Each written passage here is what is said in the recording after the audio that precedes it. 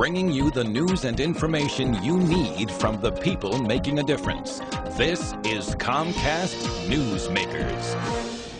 Hi, welcome to Comcast Newsmakers. I'm Sabrina Register. We are coming to you from McClure Middle School on Queen Anne in Seattle on this Comcast Cares Day 2010. And joining me now, Bob Ferguson, King County Councilmember representing District 1. Thanks so much for coming on the program. You grew up just a couple of blocks from here. Pretty exciting to have Comcast Cares Day here at McClure. Absolutely, Sabrina. I did grow up a few blocks away, so it's fun to come back home basically and see so many people out in the community. Something that you have championed, you feel very strongly about, the Veterans and Human Services Levy, 2005, the first levy. It's a 6-year levy, so it will come up again next year. Talk about the nuts and bolts of the levy. Who does it help, and why is it so important? Sure. So back in 2005, I proposed, the King County Council put on the ballot a ballot measure, a levy for veterans and human services. So the dollars were specifically targeted for programs that would assist veterans and their families or the more general human services population. By levy standards, it's fairly small. It costs the median priced home in King County about $18 a year and generates about $14 million a year. And it helps folks in the community who need assistance. So our veterans community, when they come back from overseas, for example, or the folks who are here, they have access to all sorts of programs through this levy, and a more general human services population as well have access to these programs as well. So it's fairly unique as far as we know to have a specific levy to target these kinds of programs, but it's doing a lot of good in our community right now. And we have quite a few veterans in our area. I mean, 143,500 vets in King County alone, and then we have a breakdown of vets who have served in different wars. So we've got a lot of vets. So this is really helping a lot of people. Talk about the different programs. You bet. And so in fact, people often think, well, veterans, isn't that a federal issue? But really, at the local level, we also need to be doing our part as well. So the types of programs that the Veterans Levy is supporting includes, for example, housing for veterans, those who need affordable housing, those who are homeless. A lot of folks don't realize, depending on which statistics you look at, between 1 in 4 or 1 in 3 of the homeless population are veterans. A huge percentage are veterans. So a lot of the dollars go for programs and facilities to help veterans get off the streets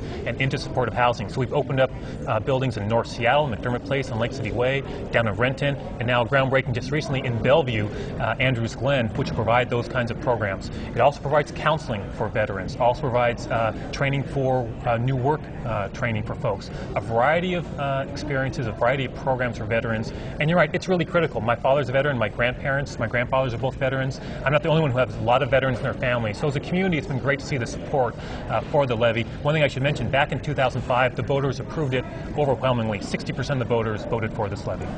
This is really important on many different levels, but one I want to focus on is mental health for veterans. We hear a lot about that, the post-traumatic stress disorder, and it seems very connected. When you talk about mental health, you talk about homelessness and perhaps even incarceration. You're absolutely right, and in fact, it's been a huge issue. We have so many folks coming back from conflicts abroad, but you're right, the mental health is leading to a lot of the problems which we mentioned earlier. The homelessness rate of veterans, for example, a lot of the contribution for that are the mental health issues. And so this veterans program, the Veterans Dollars, is increasing the number of veterans locally who are getting access to post-traumatic stress counseling by huge numbers. Many, many more hundreds are able to do it. And also we're able to expand our existing veterans program throughout the county. So it's not just downtown Seattle. We're able to expand to Renton, to North Seattle, to the east side. All different points of the county now have folks who are trained to help veterans in our community, and we're at the local level able to get to them and get them the counseling they need and avoid those problems down the road that you mentioned that frankly end up costing us as a society and financially as governments as well.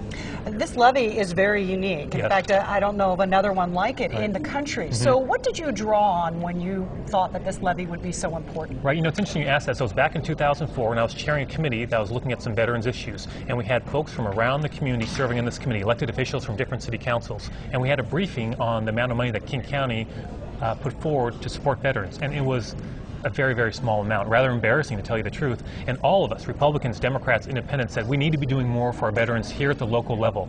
And really it's from that conversation that the idea came forward to put a levy for the voters. A very small levy by levy standards, but that $14 million does so much here at the local level. So it really came from local people thinking we need to do more, looked at our existing contribution, which was too small, and saying let's go to the voters and see if they support this, and they did in huge numbers. Councilmember Bob Ferguson, thank you so much for coming on the program today. Thank you, Sabrina. And thanks for watching Comcast Newsmakers, headline news at the top of the hour.